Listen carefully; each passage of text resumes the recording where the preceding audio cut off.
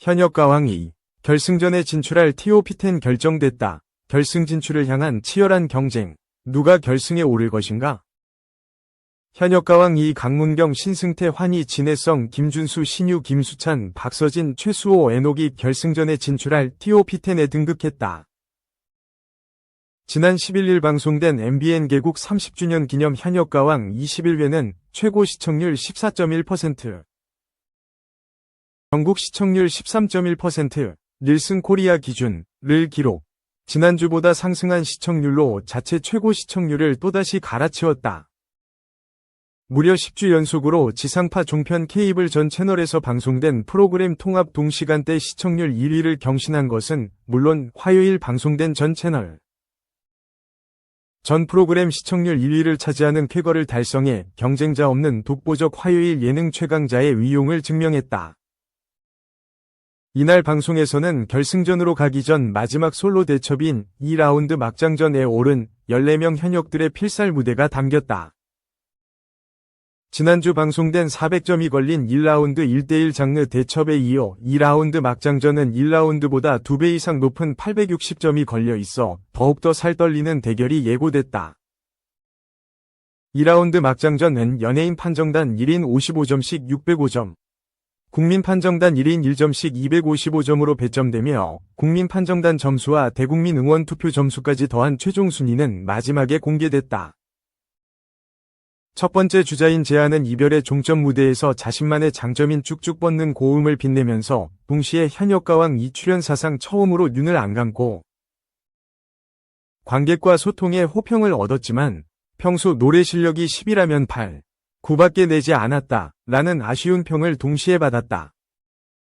1라운드 환희에게 대패해 최하위 14위를 차지한 김경민은 막장전 뒤집기를 위해 잃어버린 정속 짙은 감성을 표현하려 애썼지만 설득력과 감정의 깊이가 아직은 부족하다는 평가를 받았다.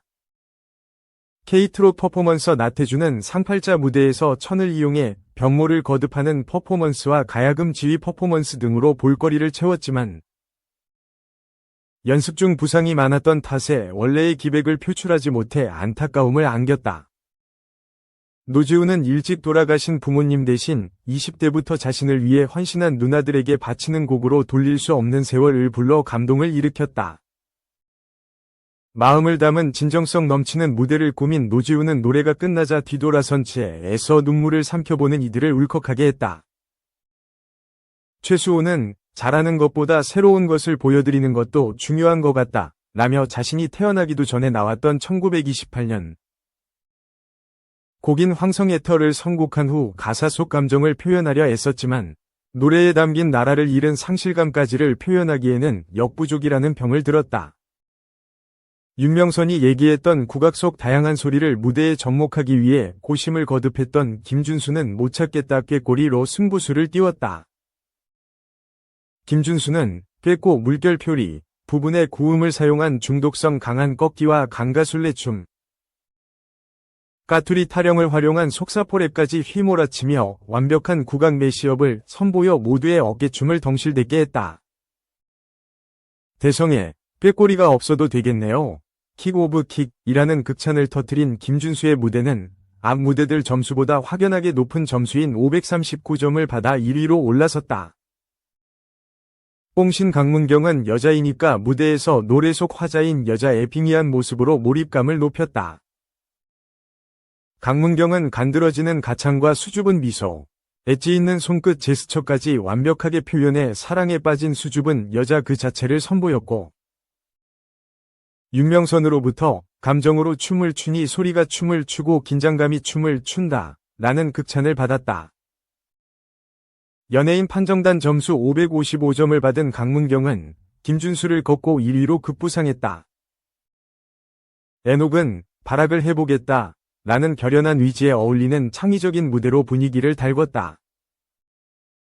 에녹은 특유의 섬세한 연기와 매혹적인 위자춤, 강렬한 동무 등을 더한 옥경이 위 재해석으로 감탄을 이끌었지만 서른도에게 뮤지컬 형태를 계속하다 보면 지루해질 수 있다 라는 경고를 들어 불안감을 증폭시켰다. 진해성은 자신이 아껴둔 곡이지만 성대결절 이후 부르기 겁났던 세월 베고 길게 누운 그림 한 조각에 도전했다. 하지만 진해성은 걱정했던 고음을 시원시원하게 뽑아내 반전을 자아냈고 맛깔나는 꺾기로 정통 트롯 승부사 이름값을 제대로 증명하며 연예인 판정단 점수 568점을 받아 강문경을 제치고 1위에 등극했다. 김수찬은 원곡자인 주현미도 어려웠다고 토로한 윤종로, 연가를 통해 감성적이면서도 난이도 있는 곡까지 소화할 수 있는 넓은 음악 스펙트럼을 입증했다.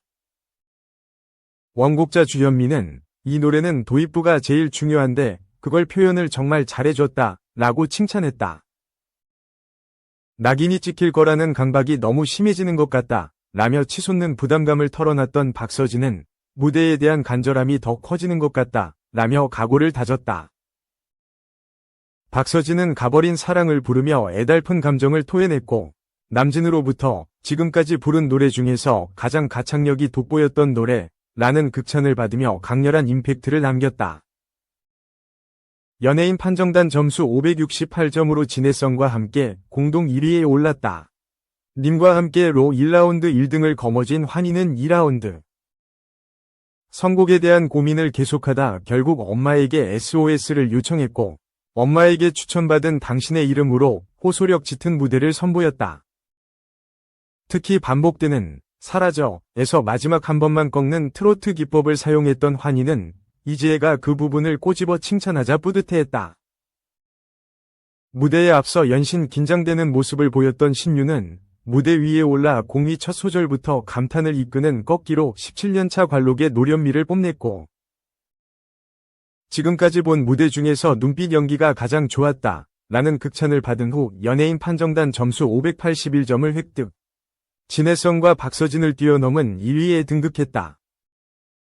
신승태는 고 송대관이 네 박자에 자신의 무기인 꽹과리를 더해 더욱더 폭발적이고 신명나는 무대를 완성했다. 본래 꽹과리 상쇄임을 알린 신승태는 무대 위에서 돌아온 광인 눈빛을 장착. 혼신의 꽹과리 연주와 우렁차게 지르는 국악풍 가창, 판소리 한 자락으로 연예인 판정단을 흥에 만취하게 했다. 열광적인 춤사위가 난무하는 가운데 숨이 턱까지 차오른 대성은 오선지 위에서 덩실덩실 춤추는 사람 같았다 라는 극찬을 보냈고 신승태의 무대는 무려 7명이 연예인 판정단에게 만점을 받았다.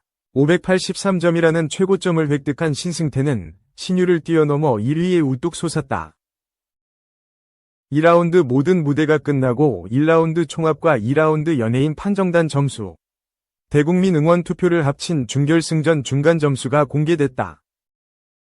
중간 점수 1위부터 9위는 1위 강문경, 2위 신승태, 3위 환희, 4위 김수찬, 5위 진해성, 6위 김준수, 7위 신유, 8위 최수호, 9위 박서진이 차지했다.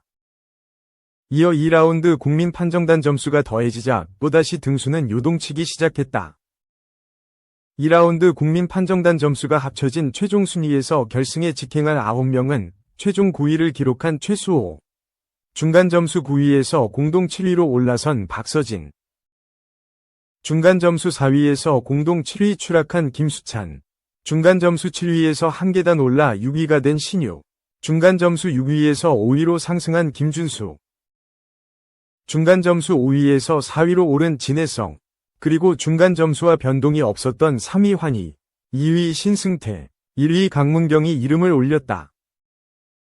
특히 박서진은 1라운드 방출 위기 13위에서 공동 7위로 뛰어오르는 역전 신화를 작성해 모두를 놀라게 했고 준결승전 1위로 MVP에 오른 강문경은 예쁘게 봐주세요 라며 환하게 웃어 반전 매력을 안겼다. 그런가 하면 방출 후보가 된 김경민, 노지훈, 나태주, 재하, 애녹 중 국민 판정단의 투표 끝에 가장 많은 표를 얻은 애녹이 추가 합격하며 결승전에 진출했다.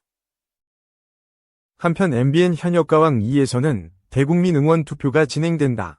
네이버 검색창에서 현역가왕 2를 검색한 후 대국민 응원 투표 버튼을 누르고 응원하는 현역 3명을 선택해 투표하면 된다. 아이디당 하루 한 번만 투표가 가능하다. 현역가왕 22회는 오는 2월 18일 방송된다.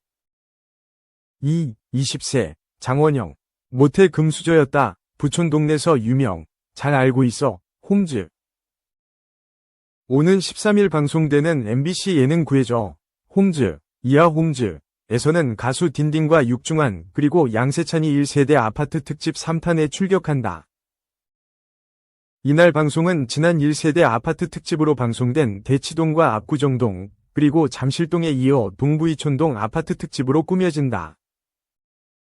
동부이촌동 토박이 가수 딘딘이 대표로 출격했으며 가수 육중한과 양세찬도 등장한다.